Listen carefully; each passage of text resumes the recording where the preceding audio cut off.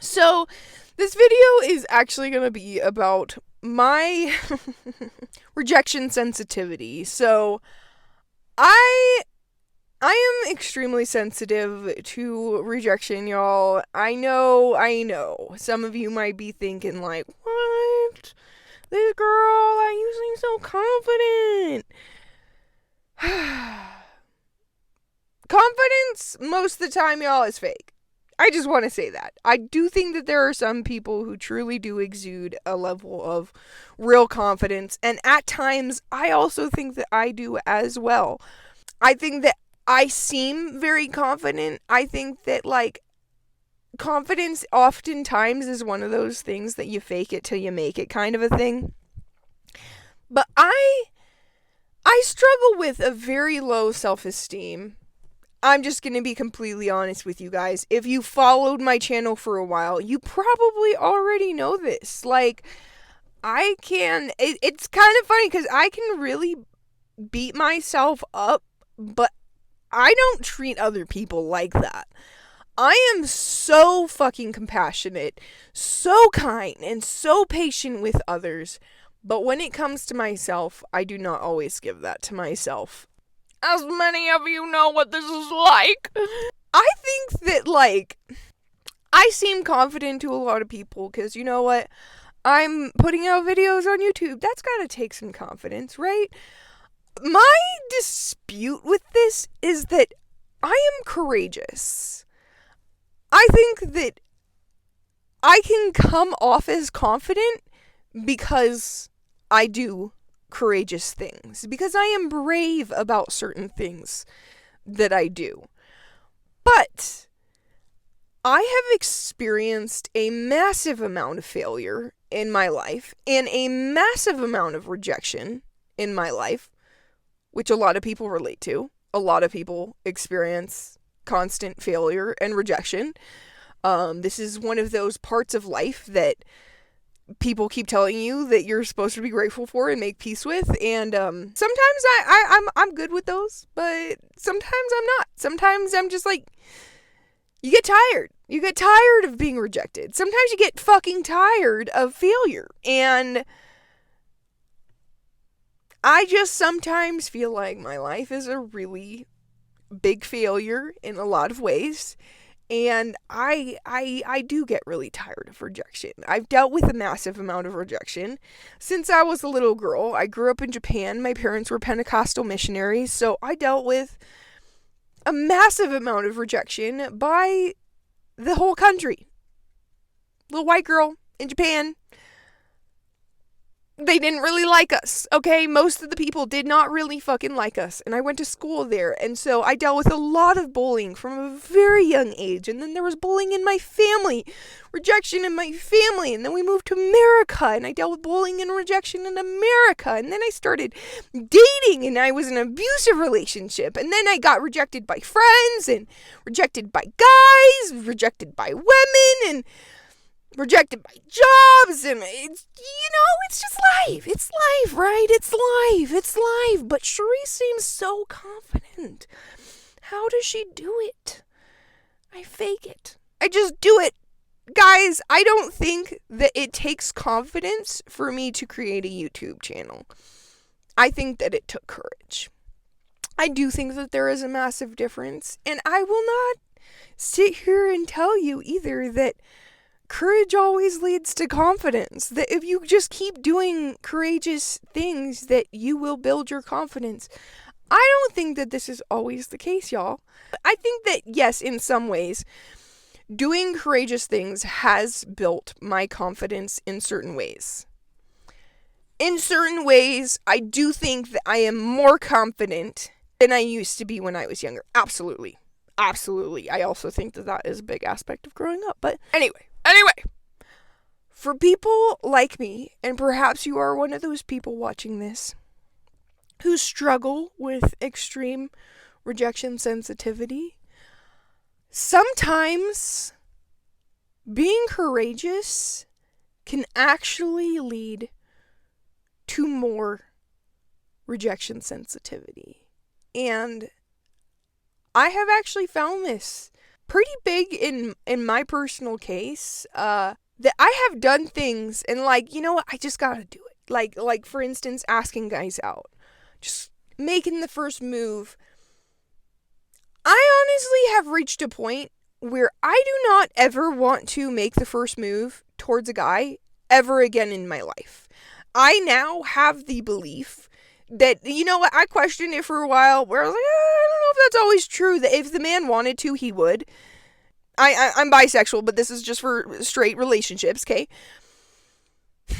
I used to question that and make up a lot of excuses for why guys wouldn't make the first move, and it led me into a lot of delusions about those relationships and about those men.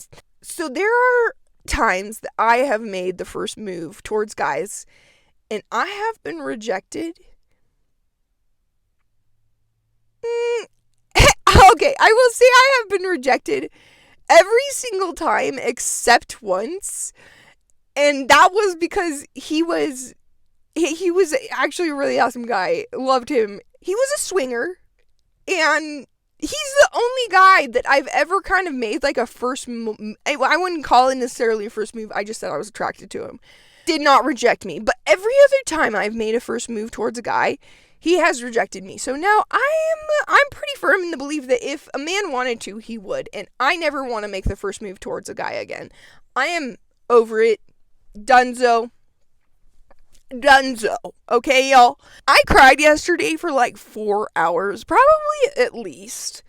I was going around applying at places, and I think that I am extremely sensitive to hate. I have always been a highly, highly sensitive person ever since I was a little girl.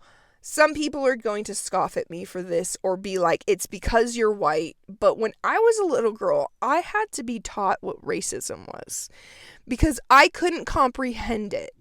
And guys, this is not just because I'm white, because I lived in a country where I personally experienced a massive amount of racism towards me, towards my siblings, and towards my parents. When I was a little girl, I have this like a portion of this memory, but it has been like buried. Most of my childhood is buried from trauma. I remember almost nothing from my time in Japan, and I lived there till I was 8. But there's this little stuffed memory in there of my sister pushing me under a table in our school that we went to, pushing me under a table to hide her while 3 boys beat her up. Okay? So I'm not, because some people like to, and I totally get it. You know what? Like, being in America, I'm like, I don't have to deal with a lot of issues from cops, and I will say I am a white girl. I am a white girl, and I do think that a great part of like not ever having to deal with issues from cops, for the most part, is greatly due to that. And I will admit that firsthand, y'all, okay? But going back to little baby me, learning about racism and dealing with racism, I could not comprehend because I had just the purest little loving heart, and I loved everybody. We had black friends that lived in Japan. I'm pretty sure they were also like missionary families or missionary travelers, just helping with the missions.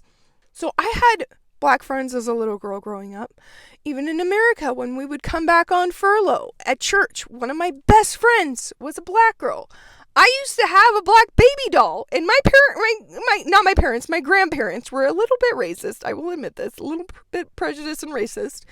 And were really thrown off by me having a little black baby. And I love that little black baby doll. So, I was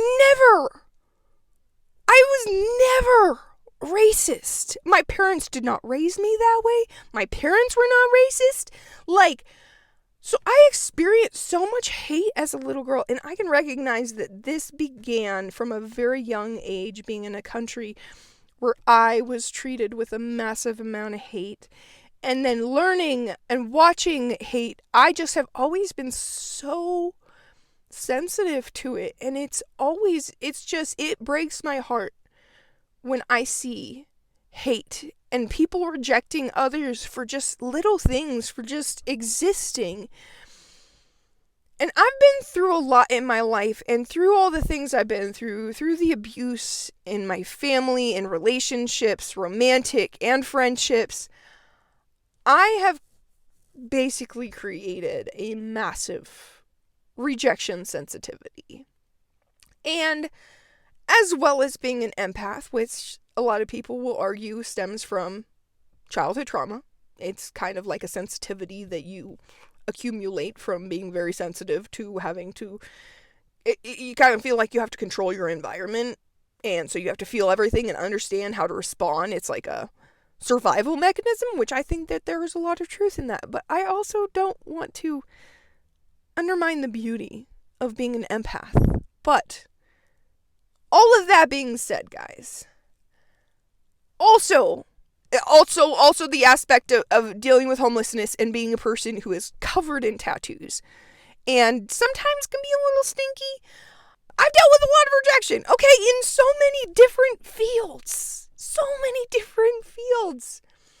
And when I go places, I can feel other people's energies directed towards me or other people, and normally I'm really good at being like, that's their inner demons, or that's just generational hand-me-downs of prejudice or whatever it might be.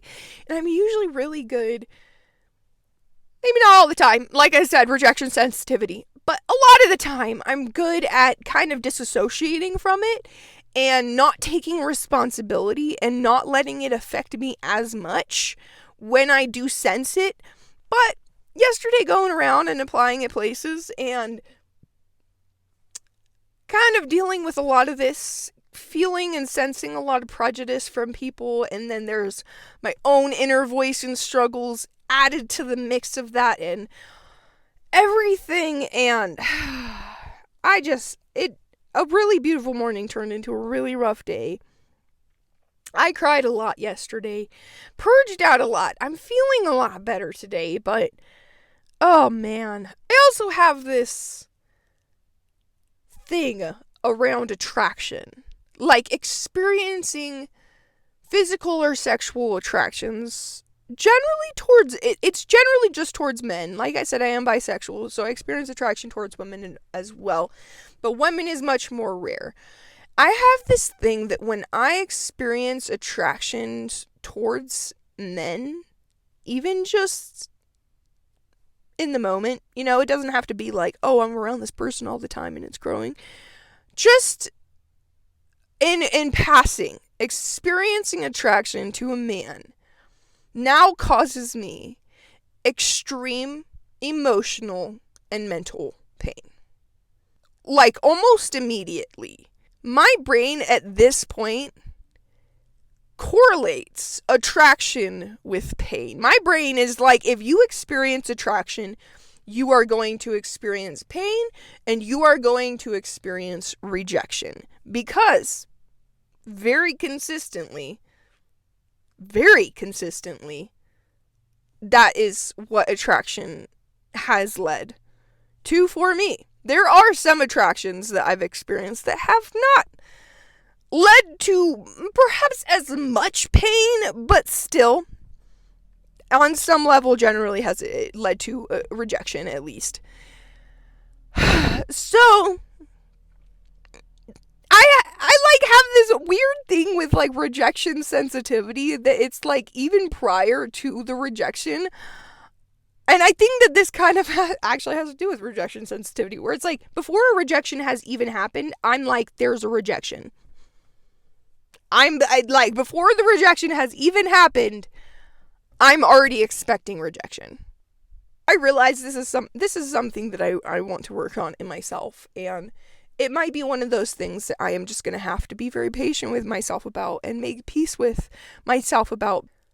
But it's something that actually can cause me to like spiral out really intensely. So I'm going to share a little bit with you guys on a topic that I don't like to talk about. I don't really like to talk about this because I am deeply ashamed of it. And I'm I'm learning how to work with it and heal it, but I struggle with severe delusions. It is something that I've been aware of to a certain degree for a long time, and over the past year, I have had some extreme reality checks around it. So now I am hyper aware of the fact that I struggle with these severe delusions. You know, kind of like people who deal with schizophrenia, where they can't just control all of their hallucinations and such, like if a hallucination or auditory or visual or whatever is happening, or like a paranoid episode, like you don't have complete control over that. And some people will argue that. I think that it takes a lot of, a lot of healing, a lot of something to transform that part of people's brains. Some people do need medication. So it's kind of like that, the delusions that I deal with. I have gotten to the point, like I said, where I'm very, very aware of them, but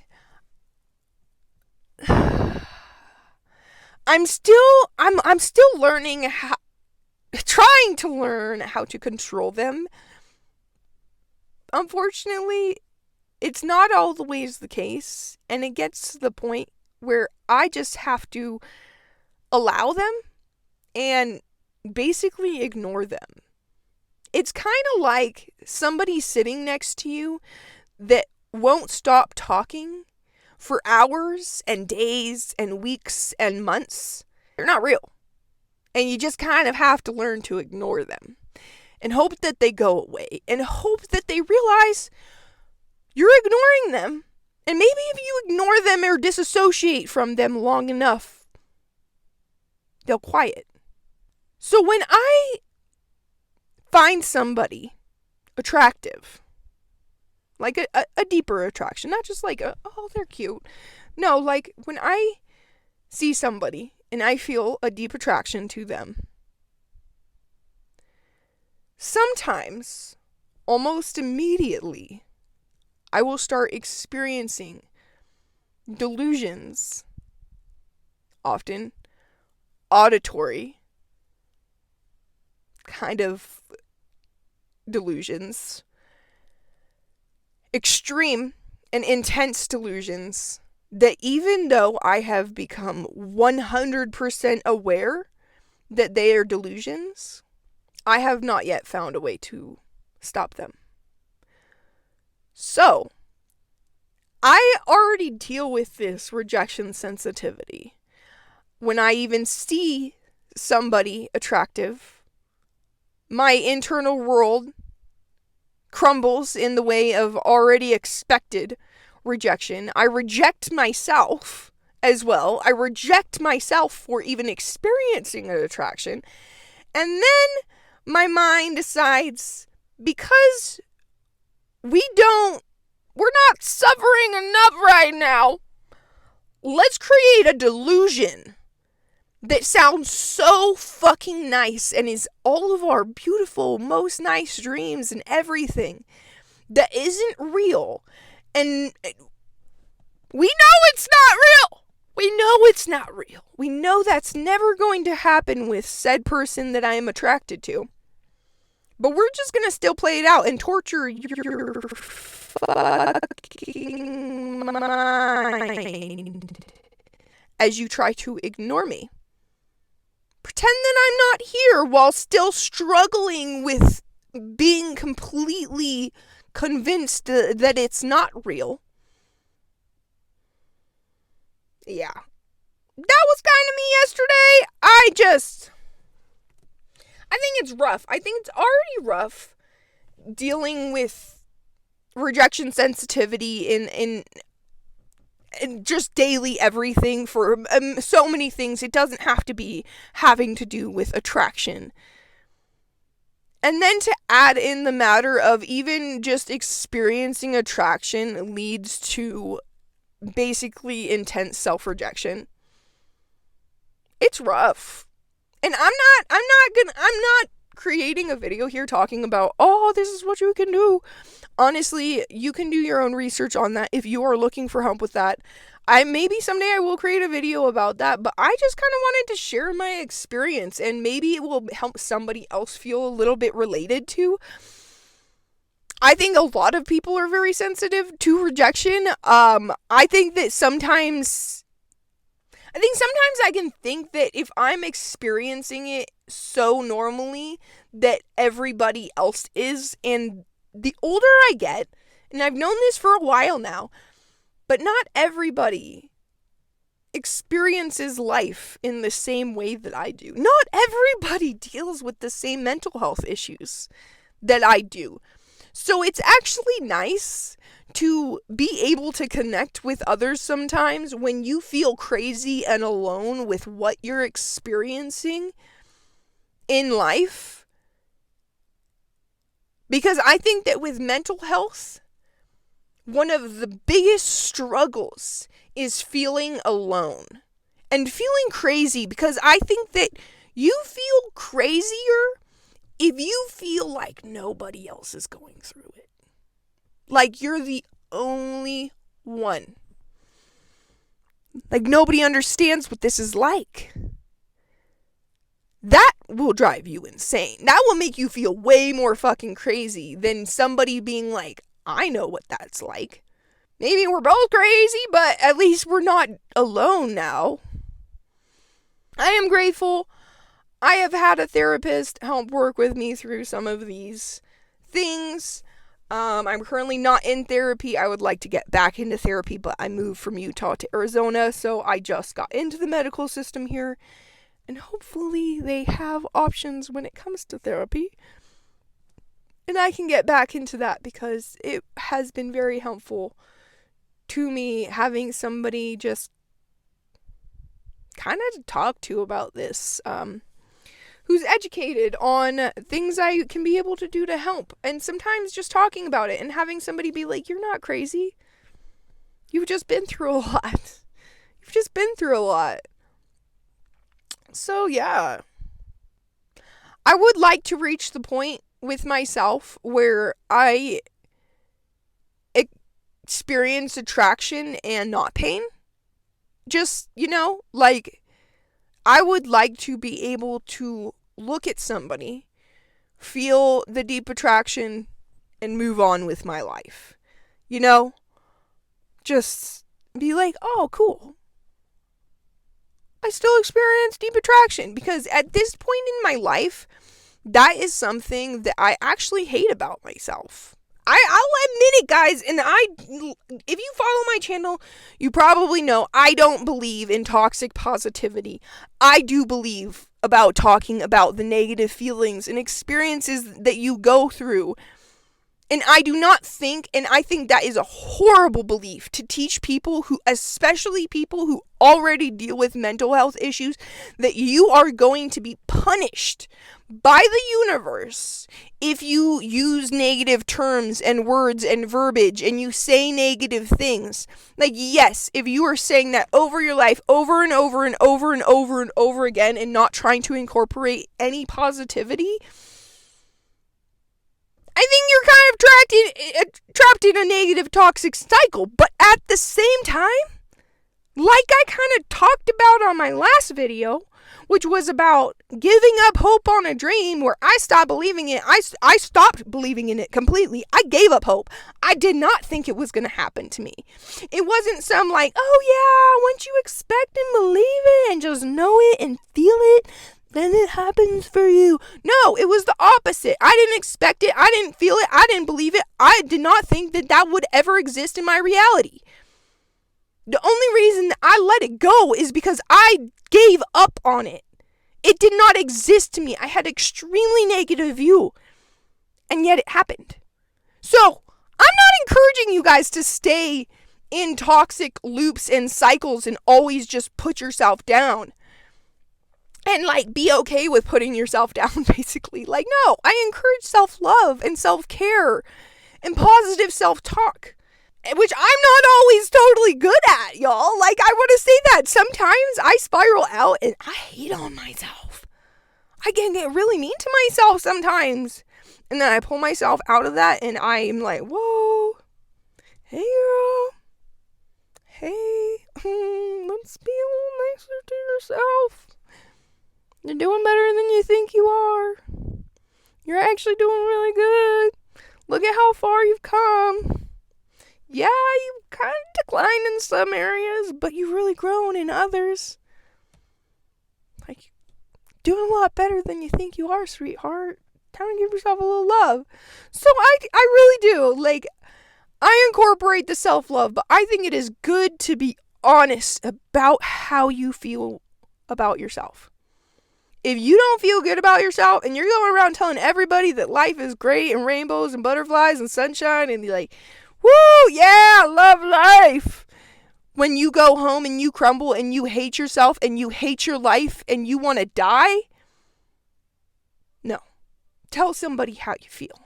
Open up. I hope that you open up. And I know how difficult that can be sometimes. And I hope you find a safe person to open up to, who can love on you in the way that you need and make you feel less alone in your struggle and help lighten that burden of just expressing your truth.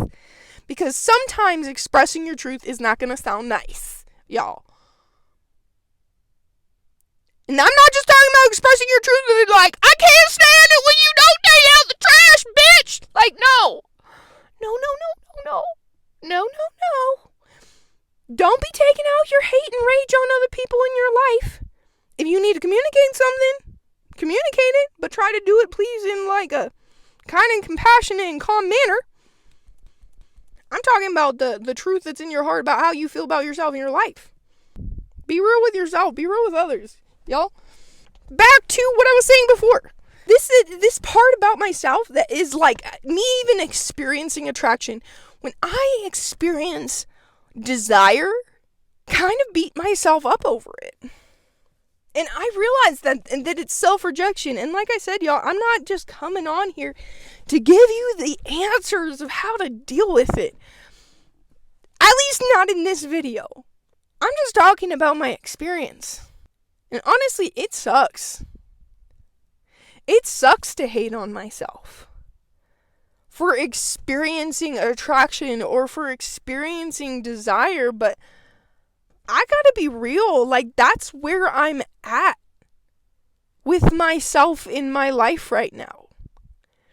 And I'm sure, you know what, I do believe in myself a lot, and I've grown in a lot of ways, and I do believe that I will grow out of that, at least to some degree, and find peace in it, and perhaps even learn to truly love those parts of myself again. But right now, I'm in a place of processing a massive amount of pain that has come from desire. And then there's a lot of people with the monk mentality that, you know what, like, fuck desire. Desire's not cool. That's good, Cherisse. You don't want desire. Desire is the root of pain, is it not? No. First of all, I do not think that desire is bad. I don't. And I will say this to anybody else. To myself, no, I'm like, desire is bad, Cherisse. Desire is bad. You are going to get hurt if you want someone. Or if you want something, because you will fail and you will be rejected. That's not, no, like, I'm not saying that that's all awesomeness to be thinking about myself and my life. I'm just saying that that is what I am currently going through. My struggle with desire. But if I'm talking to somebody else, I'm going to be like, desire is beautiful. It's just a normal part of life. Desire shouldn't be rejected. It's okay to want certain things or to want new things, or desire is beautiful. Attraction is beautiful. It's normal. Right? I want to believe that for myself again. I want to reach a level where I experience peace around desire and attraction. But for now, I realize that that is a part of myself that I am rejecting. and that I'm not okay with, and that I don't like about myself. I don't like the delusions. I don't like my tendency to become very obsessive. There's so much I don't like about myself because of how much rejection I have experienced, that I've began to reject a lot about myself. And I have for a long time. Ever since I was a little girl, I've been rejecting myself because of the rejections that I've experienced in life. And a lot of people get that. I think the biggest one for me was emotions. I'm a very emotional person. And you add on the fact of being a highly sensitive individual. When I feel hate, and it doesn't even have to be directed towards me, and I can even recognize that it's somebody else's demons or that it's hand-me-downs of prejudice, and realize that that person might even grow from that someday and outgrow it, and the world is growing and changing in so many ways. But when I sense that or I see it, it breaks my heart. I am so far from perfect, y'all. So far from perfect. And there are some people who might hate me until the day that they die because whatever it might be. But I am a genuine sweetheart. I will say this. I have a really beautiful heart, and I am so sensitive. So sensitive, and not just sensitive to rejection, but sensitive to hate in the world. It just breaks my heart to see so much hate. So much hate that's normalized. Bullying that's normalized. Things that people will allow because it's just socially acceptable. Like gossip, for instance. Bullying behind other people's backs is one of the greatest socially acceptable forms of hate, I think. That most people that I know, and I have even participated in it, most people I know love to gossip. Like, and not just gossip, but hate, bully badly people behind their backs. Things that most people would never say to their face because they know how hurtful it would be. Surprise, y'all, some people still feel that. When you're bullying them behind their back, they know. They know. Rejection sensitivity comes from somewhere.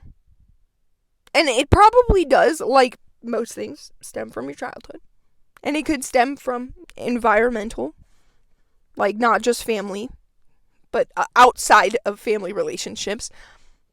And also stem from family relationships. How did your parents treat you? If your parents bullied you a lot, there's a good chance that you have extreme rejection sensitivity. I actually think that a lot of people who are even bullies, a lot of bullies are extremely sensitive to rejection. I've known a lot of people who are mean as fuck. And as well as some really nice people who can be mean as fuck. And I think it is kind of like a protection mechanism. My ex-boyfriend actually did this. Where he would say, like, really mean things to me out of nowhere. Like, why would you say that to me? That's so mean. Like, what? What did I do to deserve that? And he would tell me, oh, I thought you were going to say something mean, so I said something mean first. I had to be like, I'm not like that. I'm not a mean person, sweetheart. Like I said, not perfect. I have said mean things. I have said some mean things to people before. And I learned a lot from my childhood and what I did not want to be and the person I didn't want to be. But I think that's how it is for a lot of people who are just mean as fuck and bullies. They have been so rejected by their parents. Oftentimes, their parents were really fucking mean to them that they turned out to be really mean, and it's a protection mechanism. But I also want to say right now, y'all, you choose who you're going to be in your life, and you cannot just use your childhood and the way that your parents taught you as an excuse to be a horrible and mean person and a bully. Some people were treated like shit by their parents and decided they never wanted to treat somebody like that because of that. Because of the way that they were treated. And other people will go around and do the opposite and treat everybody else exactly the way they're treated. It is a choice. It is a choice. It is a choice, y'all. You get to choose the person that you are every single day. You get to choose based on your trauma and your pain and the rejection that you've been through in life, whether you are going to wake up and be a bully or you are going to wake up and give some love and compassion and kindness to the other people in your life. I gotta be loving on myself a little more, y'all. I gotta admit this, because I don't think the way that I look at myself is right. I don't. I think it's a lot of people, and if you're watching this still, maybe it's because you fucking relate to a lot of what I'm talking about. A lot of us are walking around with very tainted views of ourselves. A lot of self-hatred. Even people like myself who have so many self-love and self-care practices and who preach and talk about self-love and loving others and all of that good stuff. And I can probably give a lot of really great advice, which is normal for people who don't really always take their advice. I gotta start loving on myself more. I do. But I realize that as much work as I've done on myself, I've got a long ways to go.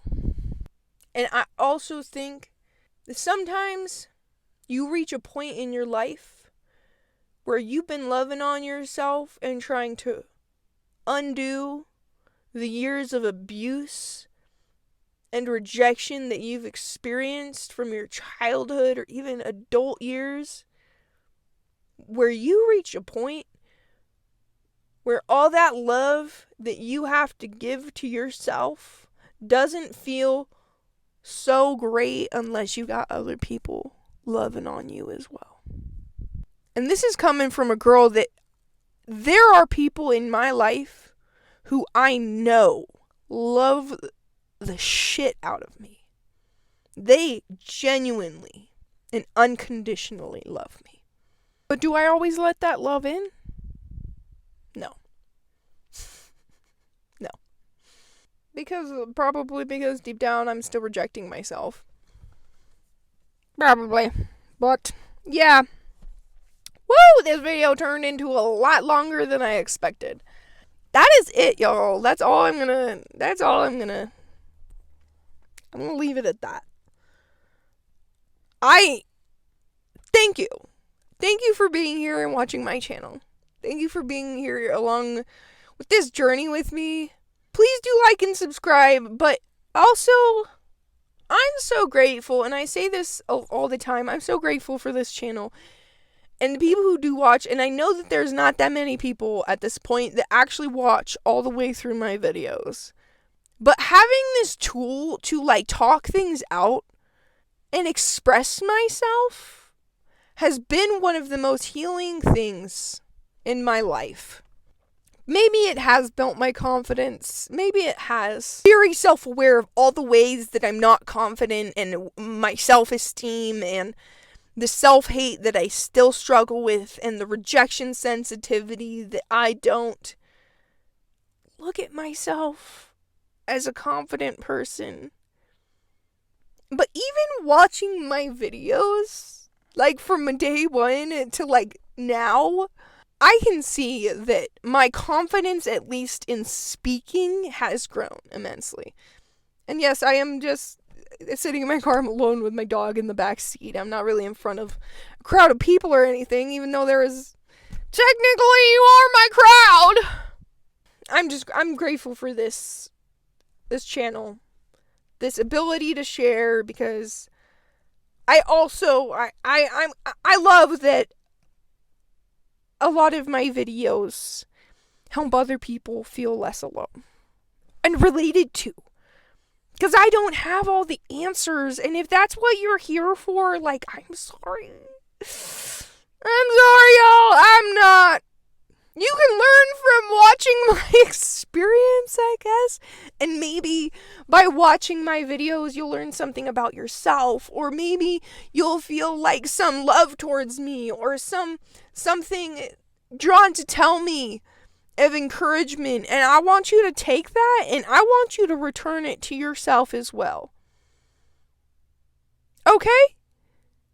All that love that you're ready to give, as I know some of you who watch my channel are, to me, for my struggle and for being honest and for dealing with my shit, I hope that you give that love back to yourself. I hope that you do. I hope that you make peace with the parts of yourself that you reject and that you don't like about yourself. Just as much as I hope that I do. So that is it, you guys. Thank you for being here. I love you. And I believe in you. And I hope you have an absolutely amazing and beautiful day. Okay? Love you. Bye!